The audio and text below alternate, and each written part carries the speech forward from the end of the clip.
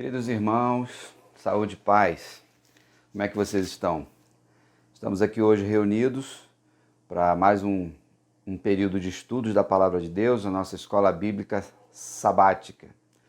Já estamos nesse período de quarentena aí bem extenso, vendo o desenvolvimento do coronavírus em todo o mundo e no Brasil também, e procurando da melhor forma possível tomar os cuidados necessários para que nós não sejamos infectados. Já temos sabido de pessoas próximas a nós que estão infectadas com vírus e estão sendo tratadas, medicadas. Já teve notícia de alguém que faleceu pelo Covid-19 e isso vai gerando em nós expectativas, né? E expectativas é uma das palavras-chave do estudo de hoje, na nossa revista, que é a lição número 8, que fala sobre bênçãos e expectativas. Nós estamos gravando esse estudo hoje, sexta-feira, que é a Sexta-feira Santa, que a gente chama, Sexta-feira da Paixão de Jesus. E se você está vendo esse vídeo agora, hoje, se Deus permitiu, é sábado, chamado Sábado de Aleluia. E eu me lembro quando menino, quando tinha aqueles episódios nos nossos bairros de malhar o Judas. Quem é da minha geração lembra disso. Então fazia-se um boneco representando Judas, que foi o traidor de Jesus, e às vezes colocava ali o nome de um político, ou de um partido político, de um time de futebol, ou dependendo de onde você morava, colocava o nome de algumas pessoas que estavam vacilando no bairro, e que de alguma forma precisariam ser malhadas ali em algum tempo. Então as pessoas pegavam, andavam com ele pela rua, colocavam fogo, representando a traição, representando a destruição também de Satanás, representando os demônios. Em alguns poucos lugares do Brasil hoje se faz isso, né? Malhar o Judas. Mas independente disso, nós estamos numa semana muito especial, que é a semana da Páscoa, quando Jesus morre na cruz do Calvário por mim, por você, para que nós pudéssemos ter esperança de vida eterna. Então esses dias são importantes para a gente pensar, orar, ler os textos bíblicos. Se puder ver um noticiário ou um estudo ou um filme, trazer à memória todos esses elementos que estão em volta do sacrifício de Jesus para que eu e você tenhamos esperança. Vocês receberam um vídeo no Notícias da PIB falando que hoje é sexta-feira, mas o domingo está chegando e a gente vive nessa expectativa literal nesses dias agora, e amanhã é domingo, é o dia da ressurreição, segundo a vontade de Deus, a permissão do Senhor, e a gente vai trilhando então a nossa caminhada. Quando nós pensamos em expectativas, nós pensamos nos dias de hoje. Quais expectativas a gente tem para depois dessa pandemia? Como será, melhor dizendo, o retorno às atividades, escolas, trabalho, faculdade, as nossas igrejas reunidas novamente, nossas famílias celebrando a comunhão, enfim, todos nós estamos com expectativas. Nós estamos estudando, então, no dia de hoje, a segunda carta de Pedro, a igreja daquele tempo, as ovelhas que ele tinha, povo que foi salvo por Jesus, escolhido por Deus. E nesta lição, no estudo de hoje, a gente vai falar sobre as promessas divinas do Senhor, que elas têm um tempo certo para serem cumpridas, que Deus nunca vai permitir que a gente, mesmo tropeçando e vivendo adversidade, não levantemos e nos recuperemos em nossa trajetória. Ele fala também nesse capítulo sobre os falsos mestres, e está aparecendo uma galera boa aí, não é isso? Que se alimenta da gordura da ovelha. E acima de tudo, queridos, a expectativa da volta de Jesus. Então, diante até do cenário que a gente está vivendo, falar da vinda de Jesus, do fim do mundo, pensar em questões apocalípticas ou escatológicas, a escatologia é o estudo das últimas coisas, todos estão aí numa polvorosa, e Pedro fala sobre isso aqui também, já há 2000 anos, quando foi inaugurado por Jesus os últimos dias, né? Estamos vivendo os últimos dias da vida cristã. Estamos vivendo. Esse dia foi inaugurado quando Jesus subiu aos céus. Iniciou-se então a era da igreja dos últimos dias. Então já vivemos 2020 anos últimos dias. Aí depois você faz a conta aí de quantos dias literais realmente nós temos. Nessa nossa caminhada de estudo, ele fala sobre expectativas, sobre talvez da aula de hoje, o que você vai ouvir, a expectativa que envolve a sua história, os seus planos, os seus projetos. Se você é jovem, quais são as expectativas que você tem nos seus estudos, adolescentes e jovens, faculdade, quem está namorando ou ainda não tem namorado ou namorada e quer casar, se você que está casado ainda não tem filhos, quer ter filhos, você que já os tem, você já pensa em o futuro deles, expectativas de ter netos, se você já está na meia-idade, você está na busca ainda de outras coisas acontecerem na sua história, talvez você esteja na terceira idade, já tenha vivenciado uma série de coisas, mas você não pode perder as expectativas de aquilo que Deus ainda pode realizar na sua vida. E sem dúvida, quando nós pensamos na vida, é a nossa vida cristã, é o propósito de Jesus em nós. Então, o autor da nossa lição nos traz essa reflexão e sobre questões das nossas histórias de expectativas, aquilo que deu certo, aquilo que deu errado e na nossa caminhada de vida cristã. Quando nós pensamos em expectativas no decorrer da nossa vida, de um modo geral, os anos e dos projetos, tem muita coisa que deu certo e muita coisa que deu errado. Talvez você esteja vivendo uma fase da sua vida que algumas coisas não estão dando certo. Pelo menos aparentemente elas não estão dando certo, porque o nosso olhar é sempre do dia, é sempre do passado próximo, de um futuro próximo que a gente conjectura. Talvez você esteja vivendo um período de que você ultrapassou as suas expectativas daquilo que você tinha projetado. E aí as frustrações vêm, talvez você esteja frustrado agora, talvez não, você esteja muito feliz, mesmo diante desse cenário de quarentena que a gente está vendo, que muita coisa na nossa vida teve que dar uma parada. Nós estamos vivendo aí um interlúdio, digamos assim, na nossa história, que geram expectativas.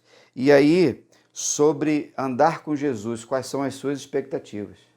Nos anos que você tem de vida cristã, dos mais novos na fé até os mais experientes, o que você quer viver com Jesus? O que você ainda anseia no seu coração conhecer de Deus? Sabemos que tem muitas coisas. Você que já tem uma boa história, bom rastro de vida aí, de tantas coisas que você já viveu com o Senhor. Então, nessa dinâmica da vida, Deus vai se revelando e revelando de uma forma sempre especial. E aí, diante das caminhadas que vivemos, das promessas de Deus, ele fala aqui sobre uma palavra sobre cultivar. Cultivar significa cuidar, e na última lição, número 7, nós falamos sobre os cuidados da vida cristã, mas cultivar significa desenvolver, significa formar, significa progredir, significa conservar. E é interessante que essa palavra cultivar, que vem de cultivar e vai muito para o mundo da agricultura. E quando você cultiva uma planta, você precisa regar essa planta, você precisa podar essa planta, você precisa adubar essa planta para que ela possa ter condições de gerar os frutos necessários. A nossa vida, os nossos relacionamentos passam por esse viés de cultivar.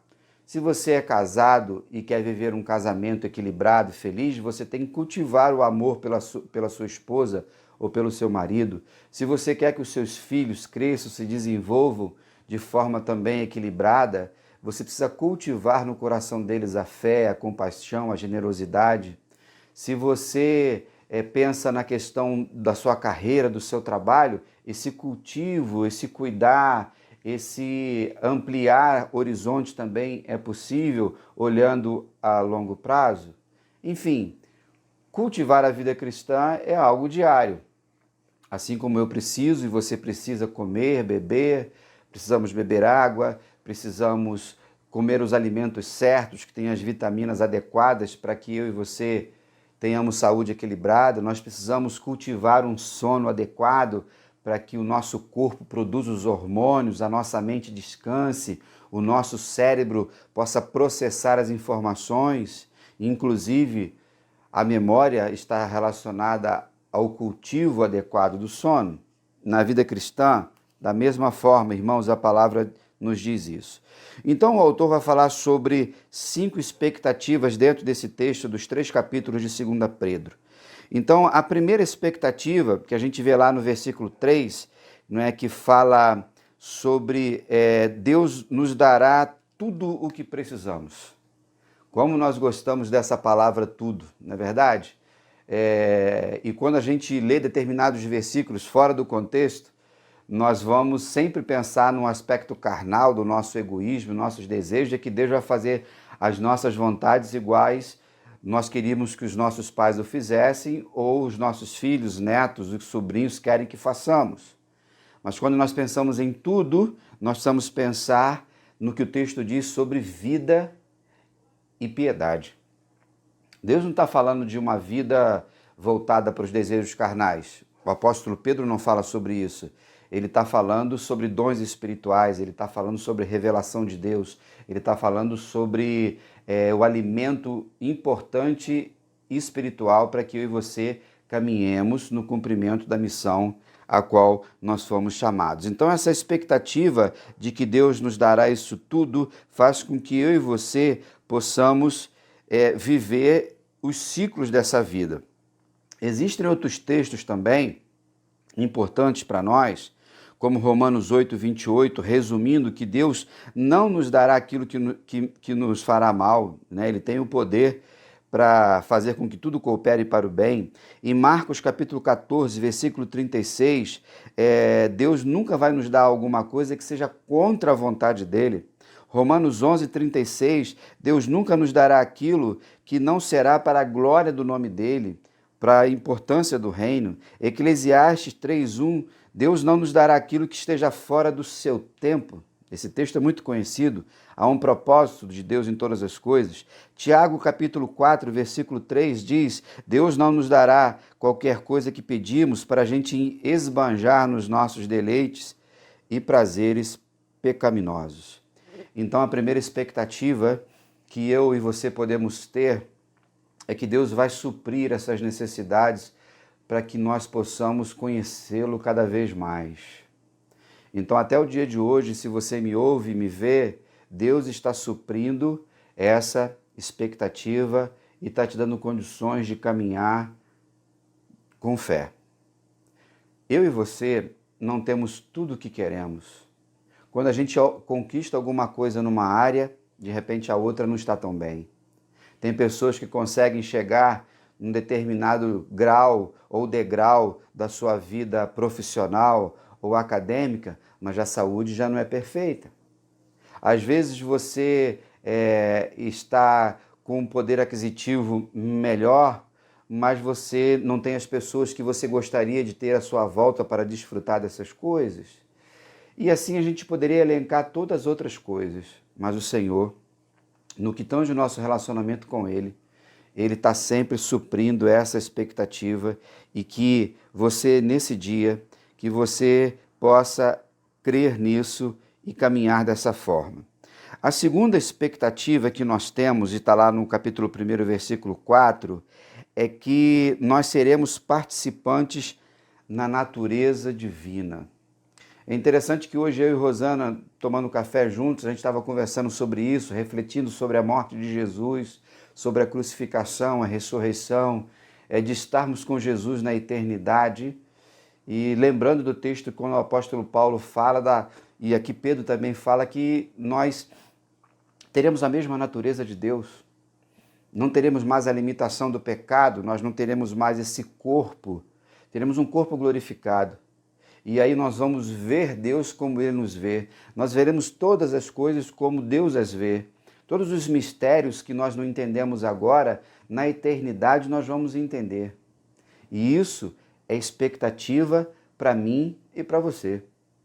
Todos nós temos pessoas que que são referenciais para nós, que nós gostaríamos de ser iguais a elas.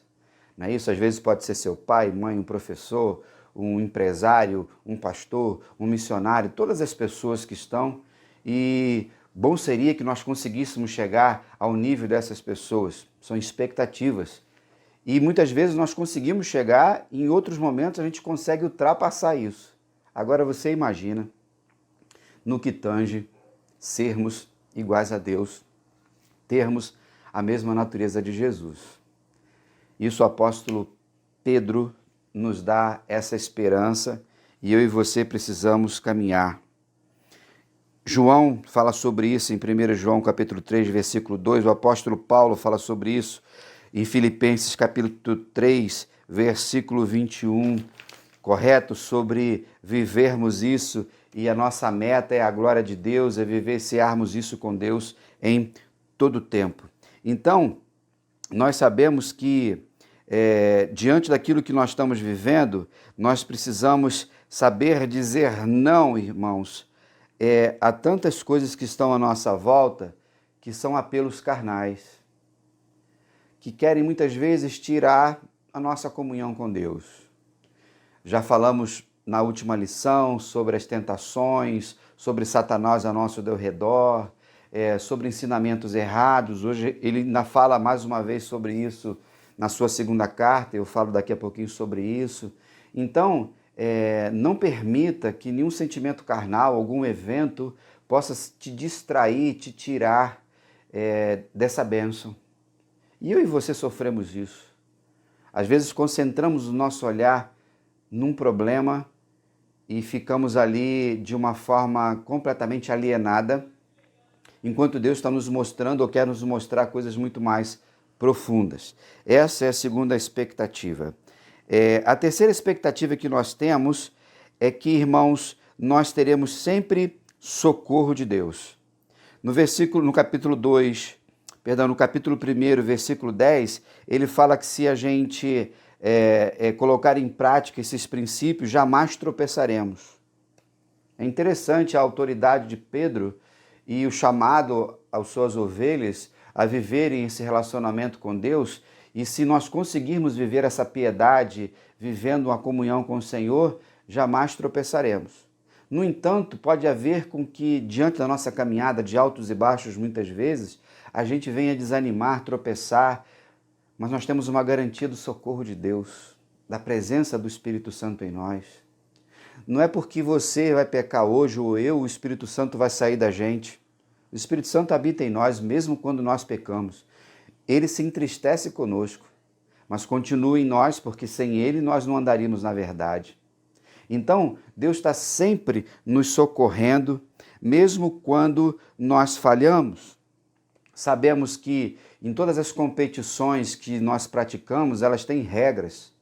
Então, quando você vai jogar vôlei, você usa as suas mãos. Quando você vai jogar o basquete, a bola tem que ser quicada, tem uma cesta. Quando você joga futebol, a mão você já não pode usar.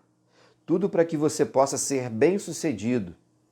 Se você vai correr, se for uma maratona, não pode ser na mesma velocidade do que uma corrida rápida. Se você vai fazer parte de uma caminhada country, que chama, ou de rústica, você sabe que tem que ter o sapato adequado, o tênis adequado. Se a competição é na água, tem outro protocolo. Na vida cristã, nós temos princípios e valores que vão nos ajudar, vão nos nortear diante daquilo que Deus está fazendo na nossa vida e onde Ele quer que eu e você cheguemos. São expectativas que eu e você precisamos buscar na palavra de Deus. Como homens, como mulheres, jovens, adolescentes, idosos, eu como pastor, aqueles que estudam, o estudante. Quantos estudantes agora estão sem expectativas na sua formação? Aqueles que estão na faculdade, que estavam chegando no último ano aí, já vão postergar a sua formatura. Alguns que estavam na expectativa de arrumar um emprego, perdeu nesse período agora. Na vida cristã, seguindo esses princípios, eu e você teremos sempre o socorro de Deus. Ele diante das adversidades, e aí a gente vai se recuperar. Uma das grandes lutas que eu e você temos é quando chega uma notícia de um diagnóstico ruim na nossa saúde. Pode ser que esta doença seja uma pedra de tropeço, mas nós temos a garantia do Senhor de nos socorrer. E aquilo ali vai nos fortalecer. Como? Cada um vivendo a sua experiência no seu relacionamento com Deus. Isso não significa, meu irmão, minha irmã, que a gente não vai chorar, que a gente não vai ficar com certo desânimo, até termos um certo nível de depressão. E a gente tem que tomar cuidado com isso, porque às vezes uma tristeza profunda se torna uma depressão. E nós precisamos, na alegria do Senhor, seguirmos em frente. Então, Deus vai nos socorrer diante da nossa missão, diante da nossa eleição. Em quarto lugar, o apóstolo Pedro aqui nos ensina já no capítulo 2, versículos 1 e 3, que nós não seríamos enganados por falsos profetas. É interessante, irmãos, que desde os tempos antigos, pegando o princípio bíblico, ou os estudos bíblicos, nós encontramos falsos profetas no Antigo Testamento. Não foi diferente no Novo Testamento. Alguém está sempre querendo mentir, alguém está sempre querendo levar vantagem em cada situação. Vivendo então nesse ambiente todo de coronavírus, nós estamos vendo aí o movimento político, a classe política do nosso país da tristeza muitas vezes, correto? E quais são as motivações? Se o prefeito pede calamidade pública, alguém já diz que a motivação dele é para que ele faça obras sem licitação, superfaturada e bota dinheiro no bolso. O Ministério da Saúde diz que a gente tem que manter o isolamento porque está sendo o melhor protocolo. Mas aí, aqueles que estão fazendo isso, de repente, eles estão querendo aparecer preocupados com a próxima eleição. O governo estadual, dependendo do governador, tem uma visão. O governo federal tem uma outra visão. Quem é o mentiroso nessa história? Quem são os falsos profetas da política nessa história? Será que tudo é feito com segunda intenção? Não é isso? E aí, o remédio tem que ser não oferece o remédio barato porque os laboratórios ganham mais com os remédios mais caros. E você ouve de tudo nesse movimento todo aí do coronavírus no mundo inteiro, mas parece que aqui, e talvez porque nós estamos aqui no Brasil, a coisa é mais tensa. Olhando para o lado eclesiástico religioso, a gente encontra aí falsos mestres, falsos profetas, sempre existiram, que manipulam a palavra de Deus, usam o nome de Jesus à torta direito, como se o poder de Jesus fosse contaminado por isso, de forma alguma. Nesse ambiente que a gente está vendo aí das igrejas, a gente vê quem são os pastores, eu tenho pontuado muito nisso. Essa semana, então, uma igreja grande aí, de um pastor muito famoso, que é muito mais político do que pastor realmente, entrou na justiça para que a sua igreja ficasse aberta, usando ou evocando uma cláusula pétrea da Constituição de liberdade de fé, de religião, de expressão, de que o Estado não pode interferir na vida da igreja. Essa cláusula pétrea fala de fé, de expressão de fé. Não num contexto de saúde pública em que todos estão ficando doentes e nós não podemos nos aglomerar. E aí perdeu na justiça. Eu acho que nós não precisaríamos ser protagonistas disso, porque aí vai toda a igreja evangélica nessa história. Aí qual é a motivação? É realmente uma preocupação de colocar a mão sobre a pessoa e repreender o coronavírus? Ou alguns aí vendendo óleo ungido ou álcool gel ungido? Ou estão preocupados com as igrejas fechadas e lá vão 4 domingos, agora vamos para 5 domingos, com esse domingo de Páscoa, em que as igrejas vão diminuir as contribuições? A igreja não é empresa, a igreja não é negócio, a igreja não é comércio, a igreja é o corpo de Cristo. E os recursos que ela administra, que pertencem a Deus e administrados por nós, são feitos para que o evangelho possa ser pregado. Não para nenhum pastor ou líder religioso ficar milionário ou ficar vendendo bênçãos e mais bênçãos. Mas isso não é novidade. Pedro já fala desses falsos profetas. Pedro já fala desses que enganam as pessoas. E ele fala aqui de avareza, irmãos. O dinheiro, o apóstolo Paulo já disse que o amor ao dinheiro é a raiz de todos os males. Eu e você, talvez em algum momento, já nos quebramos a cara porque amamos mais as coisas do que as pessoas. Optamos por fazer determinado trabalho para botar um pouco mais de dinheiro no bolso, mas a família ficou para trás. Às vezes, a questão de querer ter coisas. A prosperidade que Deus nos dá, ela depende de muitos fatores. Mas se nós agirmos com avareza, como muitos estão aí vendendo o evangelho, vão enganar pessoas. Mas a Bíblia nos garante, para você que me vê, que os escolhidos de Deus, os eleitos pelo Senhor, e Pedro fala aqui, aqueles que foram eleitos, aqueles que foram vocacionados pelo Senhor, jamais, irmãos, seremos enganados. Por quê? Porque o Espírito Santo, ele confirma, é ele que conecta. Eu estou aqui falando para vocês baseado na palavra de Deus, baseado na verdade, dirigido pelo Espírito Santo, e na hora que você ouvir essa palavra, o Espírito Santo vai confirmar isso no seu coração. Então, aquele que é de Deus, é discípulo de Jesus, nunca vai ser enganado. Pode vir em vozes daqui, do lado de cá, vantagens de um lado ou de outro, mas nós não seremos levados por ventos de doutrina. Continuaremos na nossa vocação, na expectativa de que nós não seremos enganados por ninguém, queridos irmãos.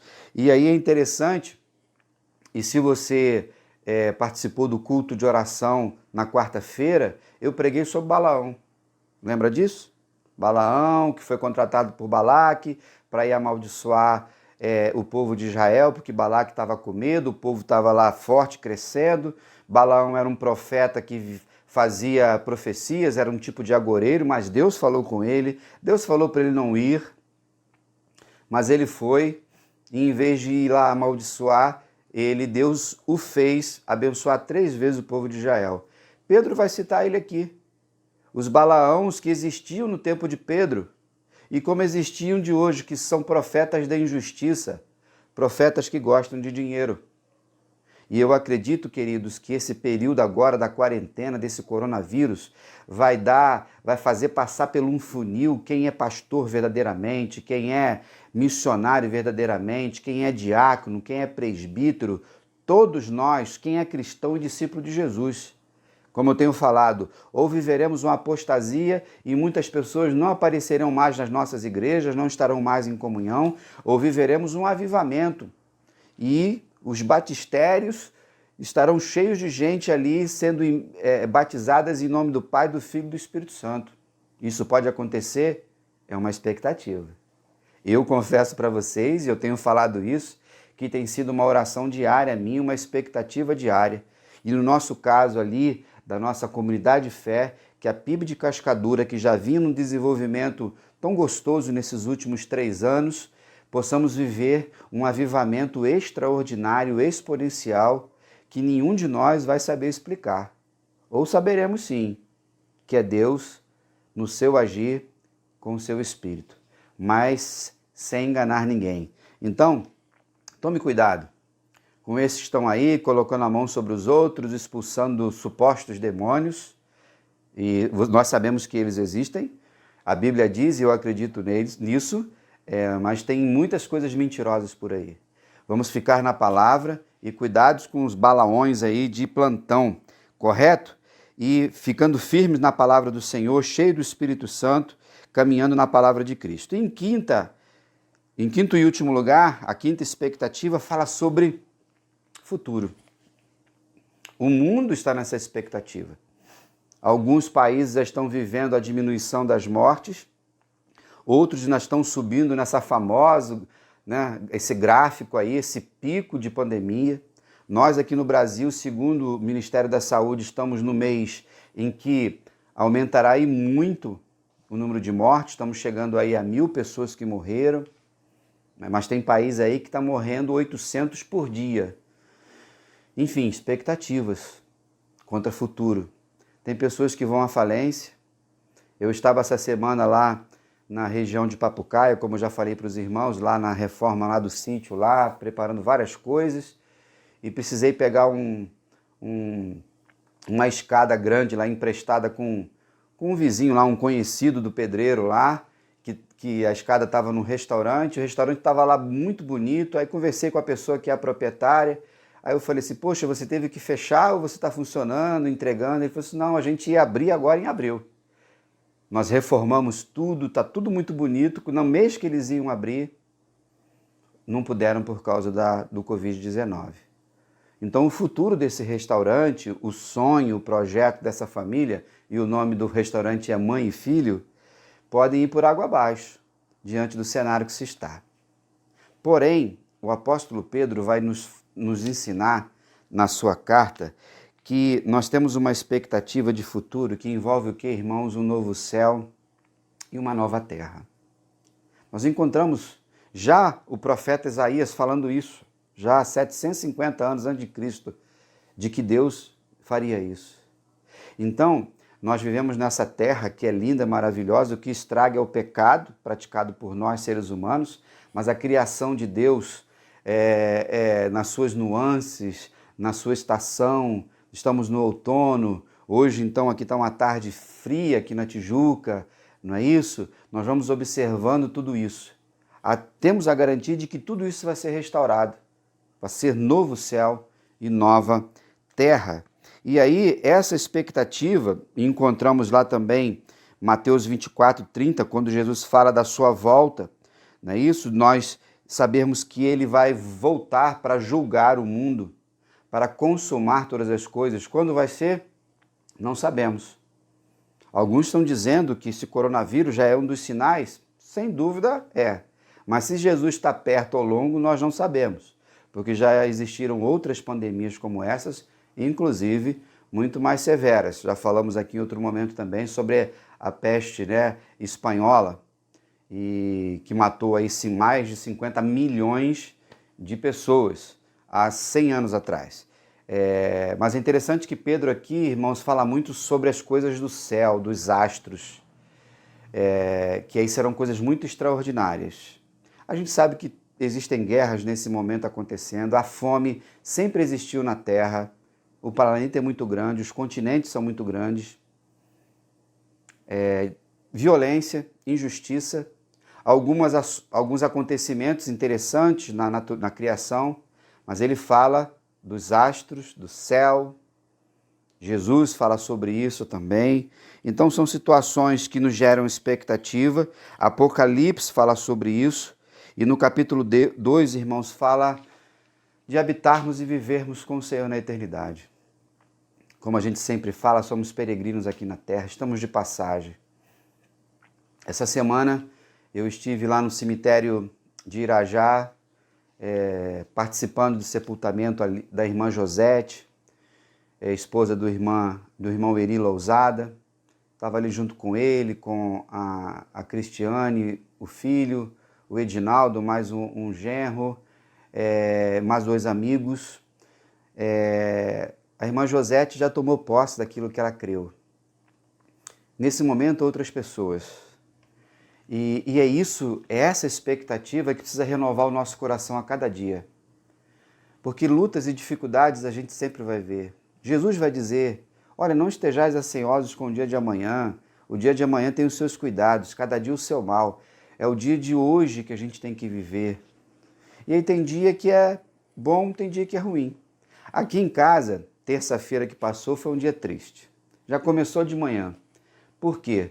Porque nós temos o Zé, que é uma calopsita, que eu já falei para vocês aqui dele, e ele estava na varanda, na gaiola, de repente começou uma ventania de manhã e fez com que a gaiola batesse na grade da varanda e uma das portas da gaiola abriu e ele foi embora. Aí Rosana chorou muito, todo mundo ficou triste, ainda andei pela Tijuca, ainda achei ele lá perto da Sans Pena, tentei pegar, ele estava lá no 10º andar de um prédio, Entrei no apartamento da família, olha só o que a gente faz, correto? E quando eu achei, a minha expectativa era de pegá-lo, mas aí ele voou de novo e fez 2 voos bonitos, que eu nunca tinha visto ele voar, para dizer a verdade, e ele foi embora. A gente ficou triste porque ele já estava conosco há 3 anos e ele alegrava aqui a nossa casa. E lá à noite, quando o Milena e o Felipe eles iam no mercado para fazer umas compras aqui para casa, eles pararam no sinal, aí veio dois homens numa moto e assaltaram eles e levaram os 2 celulares. Então, às vezes você fica assim pensando, puxa vida, né? A gente brincando aqui, poxa, nem um ladrão respeitou a quarentena, né? Estava roubando nesse dia. Essas coisas nos entristecem sim, mas aí outras expectativas vêm e a gente sabe que a nossa salvação, aquilo que Deus colocou no seu coração, ninguém pode tirar de nós. Não é um ladrão que possa nos roubar, não é um falso profeta, não é uma pandemia, não é um vírus, não é o desemprego que muitas pessoas estão vivendo ou um diagnóstico ruim, como alguns irmãos nossos estão aí passando por lutas contra o câncer. Queridos, eu e você precisamos continuar firmes, seguindo a vontade do Senhor.